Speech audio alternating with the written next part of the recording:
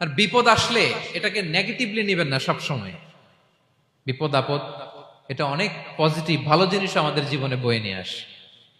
শাইখুল ইসলাম ইবনু তাইমিয়া আলাইহি রাহমা উনি বলতেন, খুব দামি কথা, খুব হেভি ওয়েট কথা, মনোযোগ দিয়ে শুনুন। তিনি বলতেন, যে নেয়ামত তোমাকে আল্লাহ থেকে দূরে সরায়, ওই নেয়ামতের চেয়ে বিপদ ভালো, যে বিপদ তোমাকে আল্লাহর দিকে ধাবিত করে।